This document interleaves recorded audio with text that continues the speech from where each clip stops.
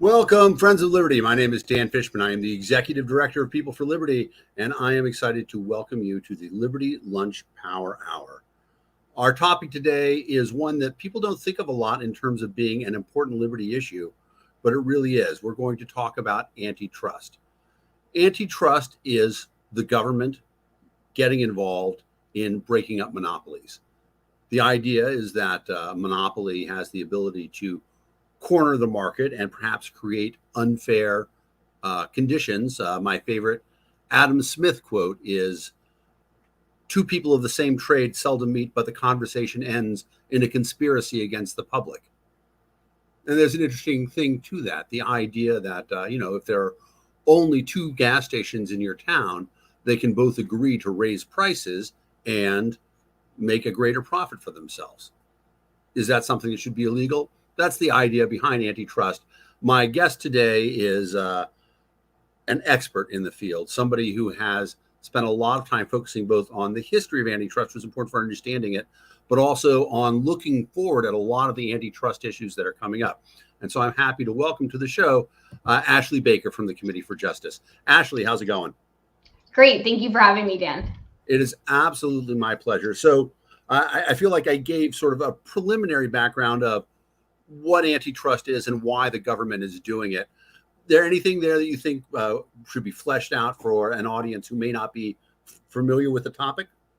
Sure, I can add a bit to that historically. So, Dan's right. It's a little bit more of a broader and more robust body of law at this point. It covers certain behaviors, such as Dan mentioned price fixing, and that's his example that he gave is a classic example of that. Also collusion.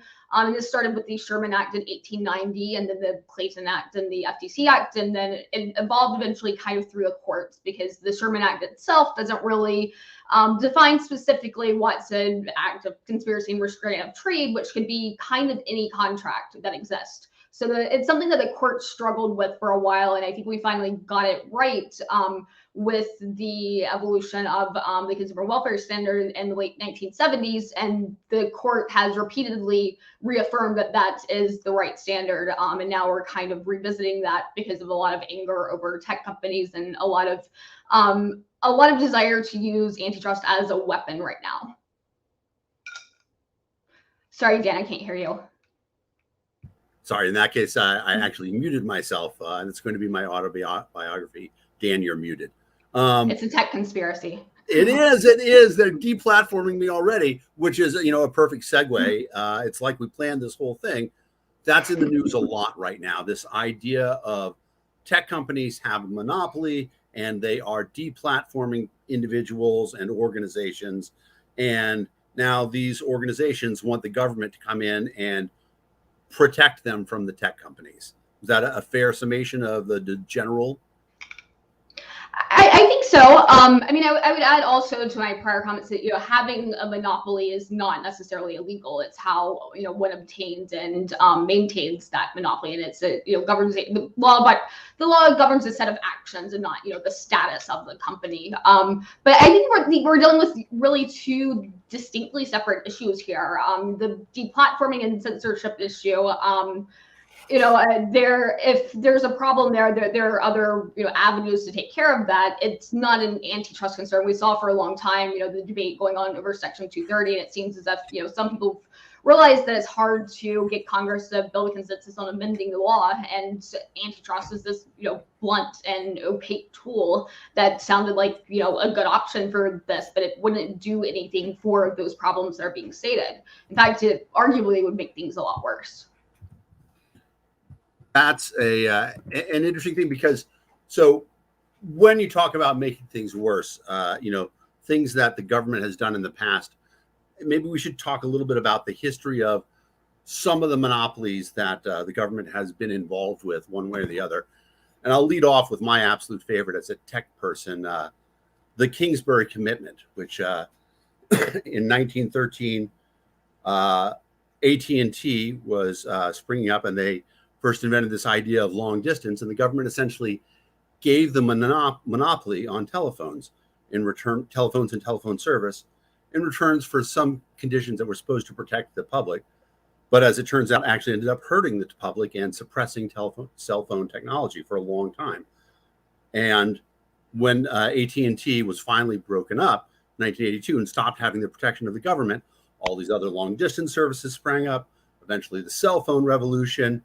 It's clear that the government blessed monopoly really impacted and impeded telephone technology for a long time. That's my favorite example of the government really getting it wrong in case of monopoly. You must have one like that as well. Sure, I mean that's a great example, one I often use as well. Infrastructure, for example, is a hot topic today, and there are all these outside factors too that lead to the problem sometimes being resolved, or the monopoly no longer having a monopoly, and in that case it was innovation. And same thing with the Microsoft case as well. They were kind of removed from the market after failing to innovate, failing to enter the mobile market, really. It wasn't the government's action necessarily that directly led to Microsoft losing its place at the top. Same can be said for the debate over cars in the 1960s and 70s, GM, Toyota. There are a lot of historical examples of this.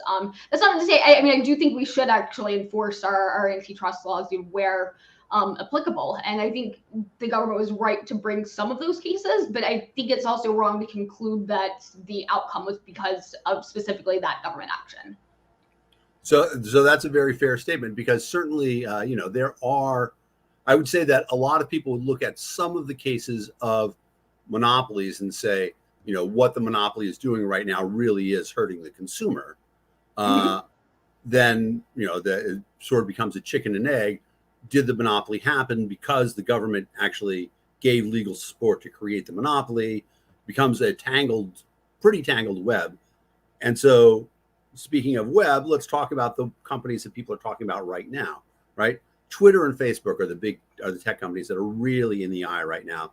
That a lot of people are saying, Twitter famously removed Donald Trump from their platform, and Facebook also essentially removed Donald Trump from the platform. Facebook now is censoring a lot of posts, trying to combat what they see is misinformation. And people are saying that, well, Facebook is a monopoly and therefore should be subject to antitrust rules. Do you think Facebook is a monopoly? I mean, that depends on a couple of, how you define the market, and a couple of, other factors relating to the, definition. But I mean, I'm no fan of what the companies are doing in this regard, to make it clear. And, I think, it very well could be the case that they're not allowed to do that. But it's like Twitter, for example. Twitter has, I believe, a 6% or 7% market share. Twitter is mostly used by a lot of us in DC to see what each other are talking about. If Twitter's not so popular in mainstream America, it's hard to, Twitter's not even a covered entity under any of the 6 House antitrust bills. And that's, one of the many reasons why, some people are saying this will help with censorship. It really won't. Is also something that is really entirely crafted by liberals too. Well, and I think one of the really interesting things about it is, there's this idea that Twitter and Facebook, their product actually is their audience. And so they have a vested interest in making sure that their audience is happy. One of the things that I like to point out all the time is, people make a lot of complaints about Fox News in terms of the very conservative reporting, but Fox ran one of the most pro-LGBT television shows in Glee. Fox has always been about money. Twitter and Facebook, I think their profit margins show they're pretty concerned about profits and money. So is there an argument on their side that, what they're doing, they're trying to protect their investment? Well, I suppose there is. I don't see that as necessarily being the directly relevant argument, but I mean, each of those examples you point out, they're, what keeps them in business is either, their audience, whether that's the user and, in the terms of a platform, or, the reader of a newspaper or viewer when it comes to TV. These mediums have just evolved over the years. So we talked about, you're not sure whether or not Facebook is a monopoly. What would be the classic definition of a monopoly that the government would come in and break up? Would be a classic definition. I mean, those historical example. I mean, historically, railways. Some of those historical examples do work in terms of it being a monopoly, but just having and maintaining market power by itself is not illegal under antitrust law. So, I mean, what percentage of the market you have depends on how you define the market, and that's something that's really up for debate right now. Is it personal social networking services? I think how is defined in the Facebook case specifically is defined differently in each of the state attorney general suits facing each of the companies. So there's not really a consensus on those definitions specifically, and there's also a tendency in litigation to really gerrymander those definitions so that there is a larger market share to be had by the company, so it makes it easier to meet certain burdens. Got you. Is there any part of engaging in anti-competitive tactics that constitutes any of the definition of whether or not a monopoly, a market share leader, is abusing its power? Or is that just something that people talk about? Well, hypothetically, there could be. So let's take the case in Texas, for example, which mostly centers on Google and the ad tech industry. I have not, seen all of the contracts they have with their various, partners, and same with, Amazon and their third-party merchants. And I don't, see all those transactions. There's still the discovery process still going on. So, I mean, hypothetically, there could be something that's anti-competitive behavior. We don't really know yet. But that's just kind of dealing in hypotheticals that, any company could commit. So here's an interesting thing then. If we, it may be hard to define whether or not a company is or is not a monopoly. Is it easier whether it is a monopoly, is it easier to define, to say that a company is not a monopoly? I mean, I think we could look at, we talked about the auto manufacturers before, but if we were to look at, auto manufacturing now, I think we would agree that most of that there is no company that has a monopoly, at least certainly nothing that the government would act upon in the auto manufacturing industry. Well, I think the more relevant underlying question really, though, is, is big bad? Does our antitrust should our antitrust laws, because they don't currently revolve around this, but there are those such as Tim Wu, such as those in administration right now, who want to return to this regime of saying, just it's size that's important.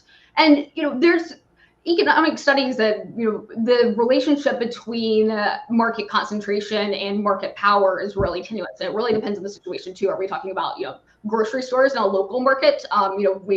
Whole Foods might be big, but there's certainly plenty of options for grocery stores in Arlington, Virginia. So it really depends. But I think the more fundamental question here is, there's a school of thought that just thinks that big is bad, and now some conservatives have joined that because of other reasons. But we have lots of big companies and lots of industries, and the impact for this to spread beyond the tech sector has already started to do that in the executive order, for example. Gotcha. So first of all, we're running a pretty technical conversation. There's a group of people who almost an alliance of people who are supporting antitrust stuff. And I know that you happen to be a member and a big fan of the Alliance of Antitrust. Do you want to talk briefly about them, plug the website? Sure. You can see in the audio stream, it's Alliance on Antitrust.org. It's a coalition that I started a little over a year ago, and it's a project by my organization, the Committee for Justice. And what we are is we're a coalition of conservative and free market groups that are concerned about the direction of this antitrust debate, just specific to the antitrust laws. I mean, various people have various opinions about whether, for example, 230 should be amended or there should be privacy law. But our focus is, we shouldn't throw the baby out with the bathwater here. And we're defending Robert Bork's consumer welfare standard and kind of pushing back against this idea that big is bad. If you look, we have some current work that does, I think, a pretty good job explaining some of these issues. And some of our members have been doing some great stuff as well. And you're not alone, right? There are other members of the Alliance on Antitrust. And it's funny, a couple of people have actually called it the Alliance Against Antitrust. So yes, there are about 24 members at this point. I mean, it's been the mainstream conservative position. The Consumer Welfare Center is actually one of the bigger victories, I think, of the conservative legal movement. This, position that we're advocating is what we have advocated for the past 50 years. So it's not surprising to see just a lot of support surrounding this. So let's talk a little bit about this idea that bigger is not necessarily bad. And I think that most people who, study economics a little bit do understand the idea of an economy of scale, that, Walmart is able to, bring $5 t-shirts to market because of the size and things that they do. And certainly that benefits consumers. Is benefit to consumers something that's considered when the government looks at whether or not antitrust intervention is required?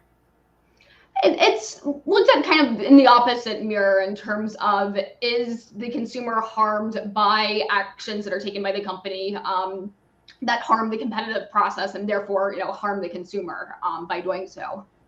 So it's that notion of harm that's really important here too, especially in court. So that's an important thing, because you do say the competitive process there. And I think, that's sort of something we talked about in terms of harming the competitive process and, sort of anti-competitive tactics. And so, that's, I think, one of the interesting things about tech. When you talked about, the fact that Twitter has 6% market share, I think that most people, we talk about that here in the DMV, certainly Twitter's a big deal and, for celebrities, but most people who talk about Twitter are doing it in the context of it's something that they follow every day, unaware of the fact that most people don't see Twitter, and certainly they don't see, right? I mean, even I, who have a regular Twitter, I could say that I barely see 0.0001% of the tweets that come through Twitter.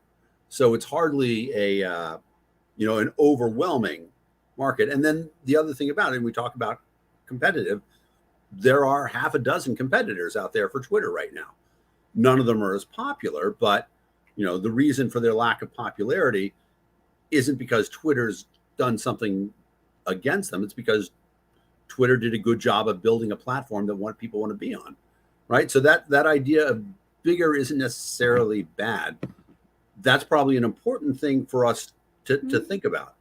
Are there other examples of places where you can think people are saying, oh, you know what, these guys need to be broken up, these guys need to be broken up, but it just doesn't pass the smell test in terms of saying this company isn't hurting anybody?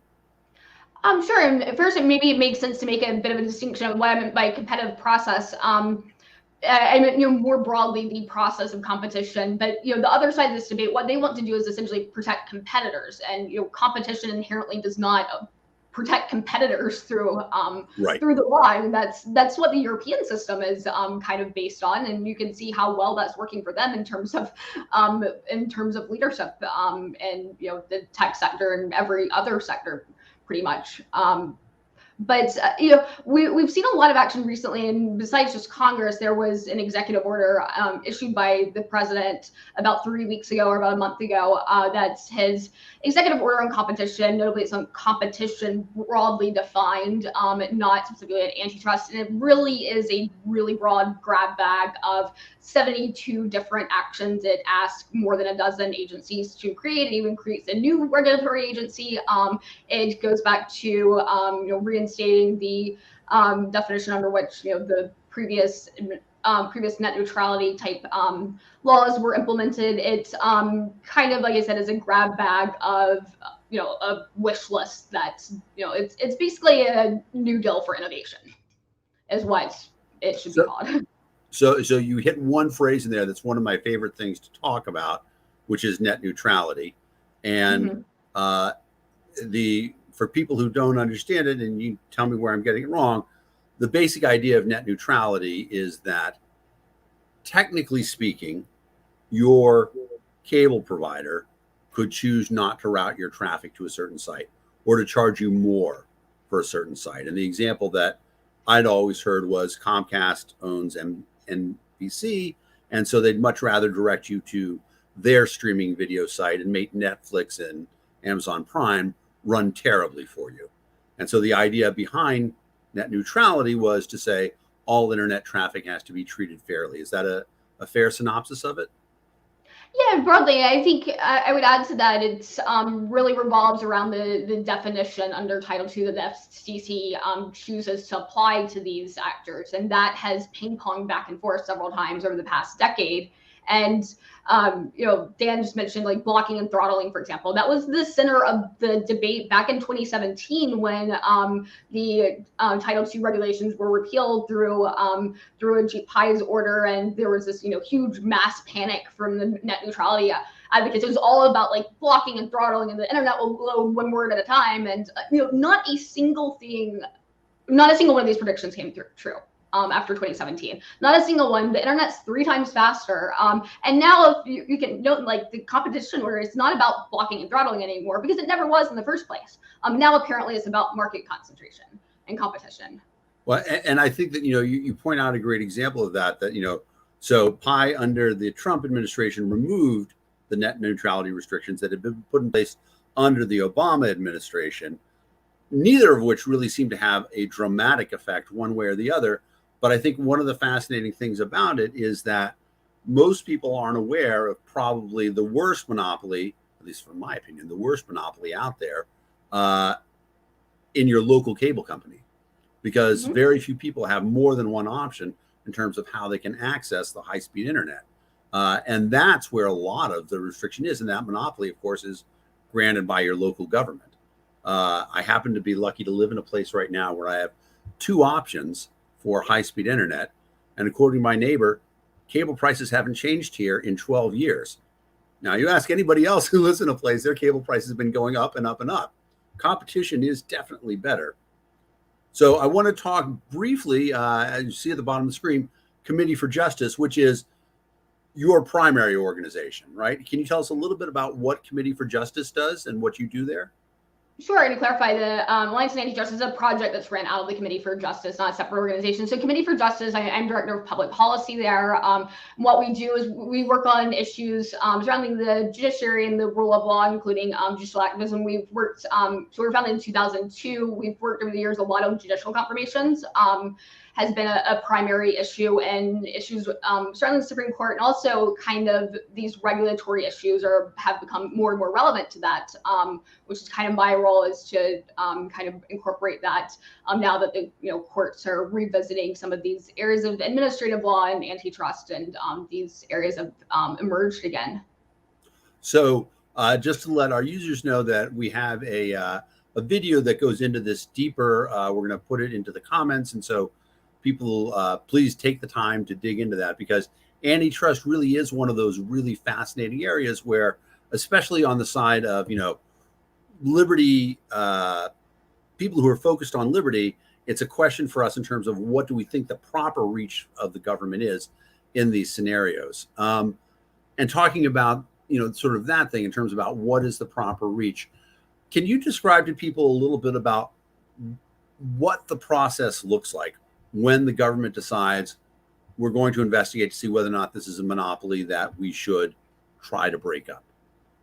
Well, I mean, that really depends on some technical factors, such as, what law they're bringing the case under. If it's, are they trying to stop a merger? And breaking up companies isn't the only antitrust remedy. It's, kind of the most widely cited and known when it's the most drastic remedy, certainly. And it's hard to actually do. From a technical perspective, but that really depends on quite a few things. I would back up to the executive order for a second, though, to say like anyone who's concerned about liberty and the liberty movement should really take a look at what's in that, because I cannot overemphasize how broad that is and how far it extends beyond tech, to include railways and ocean shipping and every patents. It's really bad for property rights too, and that's another core issue that I think the liberty movement should be concerned about. So that's a fascinating thing. The executive order that President Biden, a month ago, right, or 3 weeks now, essentially instructing the government to look at this very broad category of things and say, where does government need to get involved to make things more equitable as government defines it? Is that that's sort of the 50,000 foot view? Yeah, no, I think that sums it up well. And on the property rights side, kind of the broader language there that it goes into, and something that I think is very relevant to you and your background as well, is it asks the Department of Justice to reevaluate their position on the intersection of intellectual property and antitrust. So there's this view on the other side that because intellectual property is in a way a kind of a government granted monopoly, or at least a temporary monopoly over your invention, that's somehow at tension with our antitrust, the purpose of our antitrust laws. And I would argue exactly the opposite. And in fact, the same Congress that passed the Sherman Act in 1890 also passed the International Copyright Act in 1891. So you can't even argue that on the basis of congressional intent. But I think patents are one of the best anti-monopoly devices that we actually have. So it's a fascinating thing too. Can you briefly, for people who don't know the difference between a patent and a copyright, the two mainstays of intellectual property? Well, so you have a background in you're either a patent holder or a former entrepreneur, but without getting into the kind of technical specifics, copyrights we kind of viewed as it's a copyright over an idea or means of expression. Patent, I think you'd probably be better equipped to explain this, is more over the idea or invention, and they're granted by different agencies, often through a different process. Right. So I will, full disclosure, I have a few patents to my name. People can look them up on my LinkedIn. One of the most ridiculous ones is I am listed as the inventor of syncing information between a cell phone and the internet. So if you ever use that, you can thank me for it. Now, I will argue that to a certain extent, that might be an overly broad patent. But it was, fortunately, the company that I worked for at the time, Palm, agreed that they were only going to use it as a defensive patent, and just to make sure that they didn't get sued for the stuff that they were doing. But so that's an interesting thing. And then, of course, copyright is it's more on the artistic side. I can't rewrite Harry Potter and try to sell it as my own book because it's protected by copyright. Now, that's actually an interesting thing, because copyright laws have been modified a lot recently, as a lot of the Disney products have been falling out of copyright, or should have been falling out of copyright. Yeah, and I don't know how much of this is, in the area of thing you're studying on. So I don't want to throw it at you if you're not familiar with the whole Mickey Mouse stuff. Are you familiar with that at all? Yeah, I think a more recent example, or like negative example, because I think with that and with other modifications to the Copyright Act, and it's not just Disney, it's always moved in the direction of giving more rights to the copyright owners. Recently, the Supreme Court in Google versus Oracle, I think they really botched that decision. I was not happy with the outcome. I think code is definitely copyrightable under Copyright Act, and it's not the role of the court to decide whether or not something is fair use. That's the role of Congress to modify our copyright laws if they do think it is. Yeah, and that's a really interesting thing too about it, because there is the idea, one of the things that's interesting about there's patents for inventions, but there's also business process patents, and those are sometimes a very broad thing. Famously, Amazon got a patent on one-click checkout, which is an interesting idea. I think it's unclear as to whether or not anybody else would have thought of the idea, let's check out with one click. But that's one of the other things too, that sometimes people can say the big companies, if they have patents, they get to use them to stop competition at the lower level. And that may be an example of sort of, if you wouldn't say a monopoly, through acquisition and legal power, larger companies are able to erect barriers for smaller companies using patents, to play a little bit of devil's advocate here. Any thoughts about that? Well, I think there's a valid argument to be made, kind of that's sort of more parallel to that. That's some of the large companies have committed copyright theft, and obtaining these copyrights. And if that's the case, I think stronger enforcement of our IP laws are that's the solution, and that's a solution to any perceived competition problem too. Not breaking them up through antitrust law. So the things that are up right now, this big executive order, what is the best way for somebody to get involved and get active and oppose it? What is our call to action here? How do we get people? I'm just going to go ahead and assume that most of the people watching the show generally understand that any extension of the government is bad, but in this particular one, where government has the ability to sort of reform almost all of business under the guise of increasing competitiveness is bad. How do people get involved? How do they fight against that? Sure, that's a great question. And things are just still evolving with the executive order. It was issued when there wasn't even a DOJ, Assistant Attorney General for Antitrust appointed yet. So we're just seeing some of these things start to roll out more rapidly, the FTC, than other agencies. But a lot of the things that are, listed in the EO revolve around the notice and comment process and allows for public input. One thing I would say that's significant about the EO, though, is that it defines specifically kind of the policy outcomes it wants through that process, which is not how that process is supposed to work. It defeats the whole purpose of having public input when the EO says, well, this is the conclusion you're supposed to be reaching. That's not to say though that public input isn't valuable, and also that can be valuable down the road in litigation, and saying that these provisions were already predetermined by the executive branch to reach this outcome, that this was not under the Administrative Procedure Act a fair process. So, I mean, obviously there's, an executive order doesn't require any legislative approval. It just exists. There probably is some value, though, to people finding out what's in it, reading some of the summaries. And obviously there's a lot of great stuff at the Alliance on Antitrust.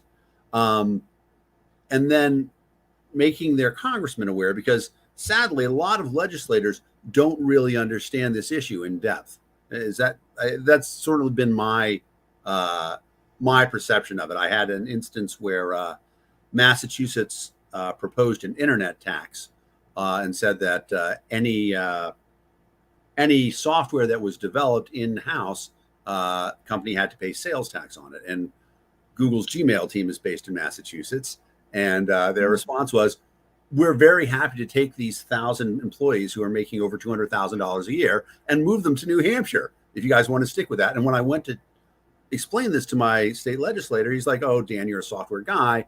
You're just biased. You don't want us to be able to collect tax. I'm like, you don't understand. You just don't understand the issue.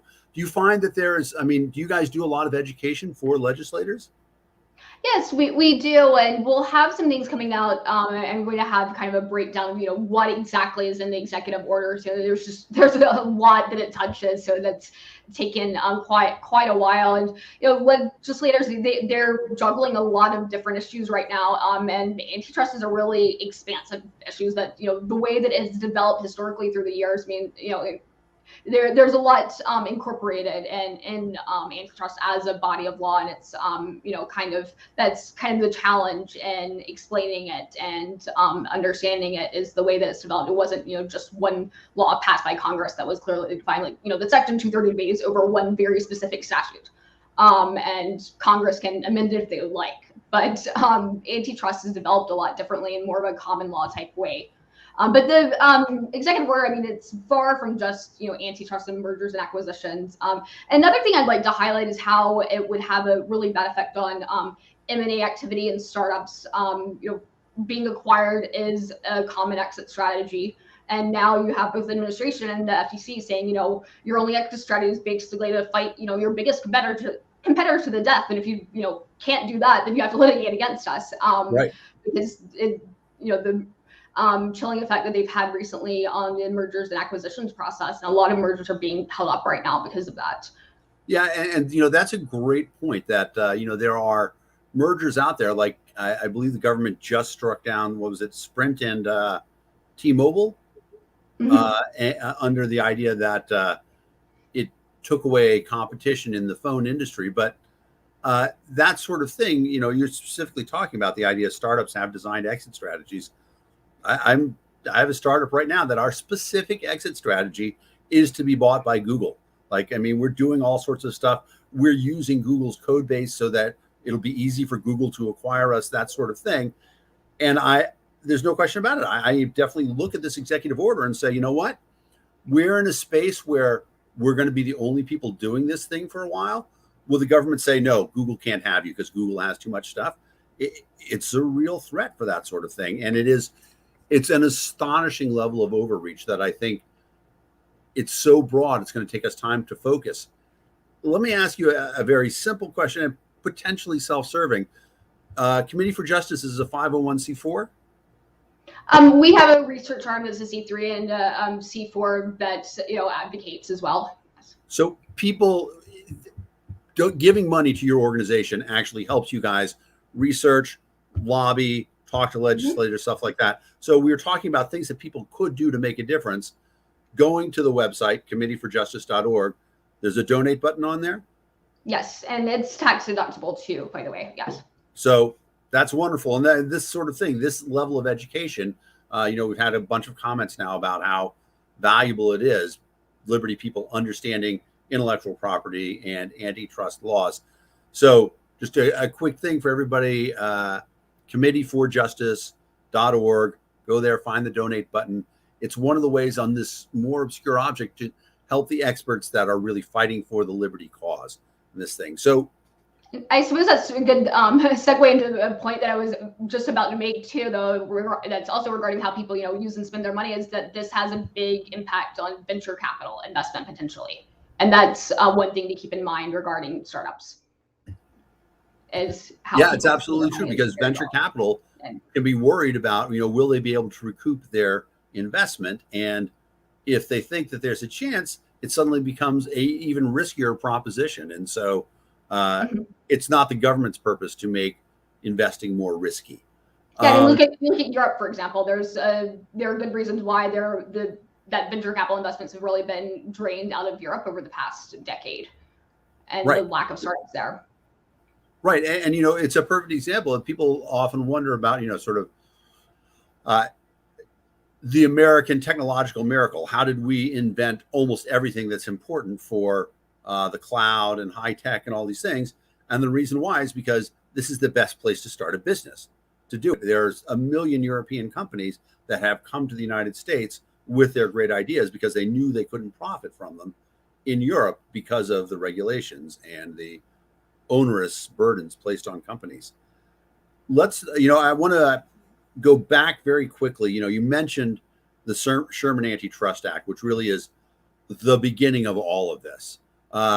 You want to give people sort of a 2-minute primer on what the Sherman Antitrust Act was and why government at that point in time felt this new need to get involved in business? Sure. I mean, it would take me quite a while to go over the entire history of this. This is often the issue with antitrust too. So I think the key takeaways here with the Sherman Act. So it was in 1890, and it has two parts. And then later on you had the Clayton Act, which kind of built upon that. And then you had the FTC Act, which includes Section 5, which is where they get a lot of their authority now. But it was to fight, trust of the day, but it's a very broad act. Is what's relevant and how antitrust has gotten to where it is today is the interpretation of the Sherman Act, which is big enough that it could touch any contract between companies is a restraint of trade technically, right? So like, what does that mean? Courts have had the task of deciding that. Because Congress left that sort of open-ended there, so that's how we got to where there's this argument that that the consumer welfare standard is some sort of like conservative-based like judicial activism because it's interpreted by the courts. There's a difference between judicial activism and judges interpreting what statutes mean, and that's really key here. And that's not activism. That's not reading into the law what you want it to be read. Is that Congress left out the details. Right. And so it's interesting. So the Sherman Antitrust Act, and I might be getting confused here, Standard Oil is the beginning of that, right? They're concerned. It was a bit later, Standard Oil, yes. Standard Oil is later. So, well, I mean, it was all through. I mean, that was a long, I'm thinking in terms of litigation, but yes, that's not the only. There was a trust busting in that Standard Oil and oil companies had a lot to do with that. Yeah. Got you. And so the basic premise, at least back then, was that the sort of at that point in time, it's 100 years old, but we can still say sort of the fledgling United States government is seeing its power tested by the rise of industrial kingdoms, for want of a better word. Government feels like, hey, our power is being threatened, even though, of course, the entire purpose of the United States is a limited government. But a lot of their actions aren't necessarily based on pure consumers at that pure protection of consumers at that point, but it's about power as well. Is that a fair thing to say? Yes, but I would add that it's important to recognize that in 1890, just like now, you brought up earlier that a lot of these are government-created monopolies, and that was one thing that these laws were created with in mind, is government-created monopolies, and a lot of those have been. So I think that's a core function too. That there's some people who would argue that antitrust laws shouldn't exist whatsoever. I'm not kind of that camp, and that's one of the main reasons why too, is because the government has the ability through regulations to over the years create monopolies, and there are certain behaviors that I think we could agree that are not good and have to be defined under law somehow. But it's we have to apply it equally and define it clearly. Right. I mean, I'm familiar with a lot of people who think that antitrust laws shouldn't exist. And I always say I wouldn't mind that if government wasn't involved in protecting certain businesses and creating barriers to entry and stuff like that. But it's a very hypothetical world they're dealing with. Yeah, exactly. And that's one of the interesting things about it. And there is, at least to a certain extent, an idea that there is some barriers to entry that larger companies have created to help to preserve their market share. Is that something that gets looked at all when evaluating whether or not a company is a harmful monopoly? Sure, absolutely, it does, and there are a lot of examples of that happening too. I mean, a lot of the debate going on today too is, the news media has over the past 10 to 20 years really kind of, they've been outdone by Google and by the tech companies. They've failed to innovate, and buying an ad in the Wall Street Journal isn't the same as the atmosphere that you have with the search engine results and advertising there, and not as dynamic. And they've not managed to take what they had and innovate on that. And you can see in there's a bill that was this is the second or third time this bill has been introduced in the House, that essentially would allow members of the mainstream media to form a price-fixing cartel amongst themselves by creating an exemption to antitrust law. So that's a great example that I like to use of trying both regulatory capture and an existing industry trying to create a barrier to entry. I mean, they're literally trying to form a cartel by creating an exemption, and somehow that was being sold as being anti-big tech, of course. Yeah, and it's it is interesting to see that some old school media companies that have been fortunate enough to join up with big tech, and obviously as a DMV resident, I'm sure you have mixed feelings about the Washington Post, but when the Post got acquired, its technical capacity jumped enormously, and it's interesting to sort of see some of the other tech companies, some of the other mainstream media companies trying to find ways to say, well, government should help us protect this or protect that and protect our business. When in reality, I think most people would say that they have better access to the news that they're interested in now than they have ever had before. There's not. Yeah, and there's also an argument that these sorts of things would promote like local journalism. If you look at the bill itself, they're kind of, the media companies are sort of categorized, and what privileges they would have under these things. And obviously, a company like Fox, NBC, any of the mainstream players would have power over the smaller ones, many of which they own. It's an interesting situation. I mean, you think, getting back to the topic of conservative speech, I think if you want to protect conservative speech, what you don't do is you don't authorize a cartel among members of the mainstream media through an exemption to antitrust law. That's not going to help conservative speech, because they're certainly not on our side. Yeah, and to that end, that's where we come back, I think, to this idea of, for a long time, there's this idea of citizen journalism, that, people were actually doing a better job. And I think, we see a lot of examples of that. It's been argued that the greatest tool for criminal justice reform is actually the cell phone, and that it's changed the way that cases happen because so many things get reported. And that's true for a lot of news stories. I mean, there's so many things that happen that cell phone video footage is really important for people understanding the process. And then we get into the idea of how do people share that. And I think that's where some of this idea is coming in, of people being deplatformed. I can tell you that, certainly libertarian groups have had a very difficult time with our content either not being promoted or, just outright censored off of the Facebook platform. And it's a frustrating thing to see that happen. On the other hand, at least for me, I don't feel like Facebook is obligated to share my content since I pay them nothing. Well, I mean, there are other areas particularly of contract law, that there could be solutions for that in. I mean, that would be a question for, an expert in one of those areas of law. It's just, using antitrust as a blunt tool or, as a threat isn't the right solution. And I agree though that they definitely have not helped conservatives, and the conservatives who are suddenly siding with the left on antitrust. I mean, to kind of give a more empathetic portrayal of what I think a lot of them feel is that the mainstream media certainly have not been on the side of conservatives and libertarians for years, and then social media companies came about, and they initially enormously benefited the movement, and that we were able to get the word out through Facebook and Twitter. And then it's like now there's that backlash in which they've saying no, but you can't say that, you can't say this. I mean, one thing that should give people hope is more recently we've seen a lot of other mediums kind of pop up. Is that look at Clubhouse, how well that has been. Look at Substack. And speaking of journalists, remember the freak out over Substack even existing. That just happened a couple of months ago by a lot of journalists, but that's become increasingly popular. So there are other products that aren't direct replacements of Facebook and Twitter, because there are platforms that operate the same way. They're different mediums, and that's an important point about competition too. Is it's not necessarily that we're protecting.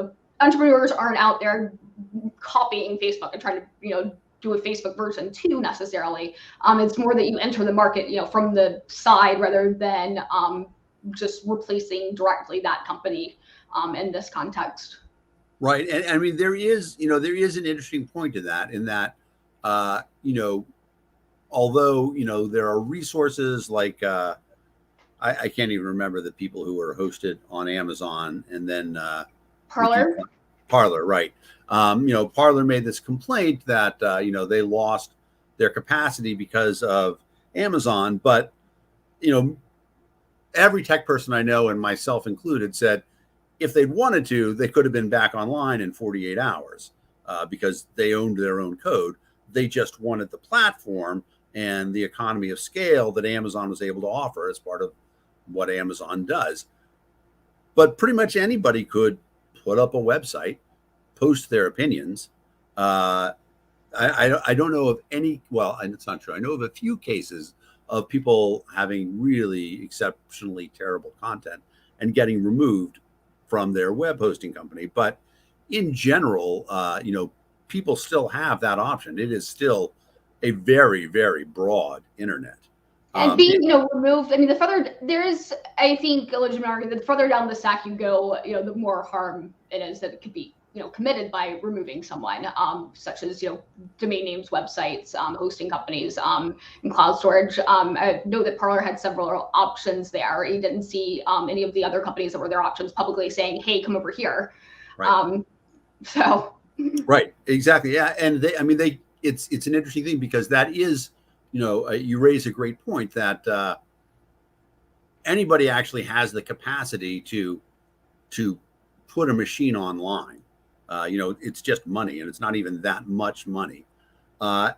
It's that they don't have the technical skill set to, run a large scale web server, or if they have that technical skill set, they don't want to pay the money that's involved in pulling up something that's there. But that sort of thing, it's an interesting thing, because you can almost compare it to old school media, in that, I don't have a right to demand that the newspaper publish my letter to the editor. I could, however, become a pamphleteer Thomas Paine, one of my near and dear founding fathers, there is always that option for somebody. So as we sort of wrap up the idea of, antitrust legislation, antitrust manipulation by the government, and the government using this as a tool to get involved in business with a more equitable outcome desired. How concerned are you now as opposed to where you were a year ago? Do you think that things are getting worse, or are we starting to get a little bit better? I think things are getting a lot worse quickly with this administration and this administration's FTC, and how they, a 3-2 majority at the FTC has really been railroading through some reforms that rolled back some past guidance that would expand the FTC's power. And I think there's also, there's an independent agency issue there too, by the way, for that. And that's an issue that a lot of people are concerned about as well, is about the power of independent agencies. I know a lot in your audience probably are. But the way in which they've handled that process, they've had 2 open meetings over the past month, which they didn't do before. I do like the format of having one of those a month, kind of like Pi's FCC did, but they weren't exactly transparent. That they didn't, they gave the public like 6 days to comment on the rest. I filed comments, by the way, and there were also comments by coalition members that are signed on to that are on our website that detail what happened at those 2 meetings and what was being rescinded, or at least what was the most concerning things that were being rescinded, and what direction this is moving things in, but only leaving like 6 days for the comment process, and then oral comments in which the agency gives you about a minute to stand up and say like what your issue is, and those are usually like business owners and such who come in and express their opinions. Those were after the votes, and it was an entire meeting of just a 3-2 majority railroading through these pretty drastic reforms that were not even debated, and they didn't allow for the process of debate amongst the commissioners either. So that's quite concerning. And that's something our lawmakers have found concerning too. I mean, I know Kathy McMorris Rogers and others on Energy and Commerce last week pointed that out in a hearing, as they said when they had all of the commission testifying that they were very concerned about what's going on at the agency. So it leads to a great point. First of all, the idea that, they have this public comment period, but they don't really tell anybody about it, and they announce it slowly. Well, this isn't rulemaking though, so I should make that distinction at least. That this is it's a very drastic action, but the hard and fast rules about how long that period should be under the APA is about actual agency rulemaking. Right. I remember that the Obama administration, at least for their before they implemented net neutrality, they had public comment for a long time. Now that being said, if I wanted to know about important events, things that were coming up antitrust, I would think that probably the best thing to do is to follow you on Twitter. How would I do that? So yes, I talk about antitrust a lot on Twitter, and I also highlight opportunities to comment in current work and good summaries I see of things. It's my Twitter handle is and actually says. I think it's in the scroll bar right now too, and you can it links to also the Alliance on Antitrust and Committee for Justice Twitter, which are by each of their names. But I definitely tweet a lot about the subject, and that's a great way of educating people too, by the way, about any topic as an expert. So I can tell people that Ashley and I first sort of started interacting about 6 weeks ago. I have been following her on Twitter ever since, and I am smarter for it. So thank you for that content that you are putting out there, Ashley. I'm very appreciative. Tell us a little bit more. What's coming up for the Committee of Justice? Anything exciting in the next few months? Well, the campaigns to pack the courts continue. So there's that we're dealing with. My colleague just testified about 2 or 3 weeks ago on that subject in front of Biden's commission that he created in order to evade the question of do you want to pack the courts, which in 1983 he said was a bad idea. And he was on your show too, by the way. So thank you for having Kurt Levy, my colleague, a few weeks ago, and they talked about court packing. And those proposals are still, we're seeing them in both legislatures. Our busy season at the Committee for Justice is, anytime there's a lot of Supreme Court decisions. So, at the end of the term, now that's passed. But one of the issues now is the continued calls to pack the courts, and also Biden's threats towards the judiciary more recently have been quite concerning over the past week. That we just won't follow this law. I think that's really significant. Yeah, and unfortunately, it seems to be a theme that as more presidents, as we get further into the American experiment, presidents and administrations say, oh, maybe that law doesn't apply to us. We're just going to act on our own and use an executive order to implement. And I think, if they weren't even, it's bad enough if they're saying, hey, Supreme Court, don't interpret the law, this way, or, you were wrong about that, in a way that, it was done by like Obama over Obamacare and certain other instances you could cite. But like in this case, they're just outright saying like, well, who cares? We're going to break it anyway. And that's just, pretty crazy. Yeah, it is crazy. There's a lot of stuff on this topic. People who've enjoyed this conversation, please go through the comments. There's a lot of links in there to larger, more in-depth studies of these materials. My guest today has been Ashley Baker from the Committee for Justice. Ashley, thank you so much for bringing your knowledge. Thank you for making me smarter as I've been following your Twitter feed. And I look forward to having another conversation again around this topic, because I have a feeling it's not going to go away anytime soon. Sure, I'm happy to talk about this anytime. It's what I do. And thank you for having me, and thanks for the work you've been doing and your interest in this subject as well. Thank you very much, Ashley. So my name is Dan Fishman. I am the executive director of People for Liberty. I'm on a backup camera, you can probably tell right now, but one of those things, it's always worthwhile to plan ahead. You never know what's going to happen. Please sign up for our newsletter. Visit the website, people4liberty.org. There's a lot of great content on there. This video will be on our YouTube channel. If you think there's something here to share with other people, please share it out. Facebook, YouTube, whatever is a great thing. We will have another Liberty Lunch. Be sure to follow our channel, and I look forward to talking to all of you again soon.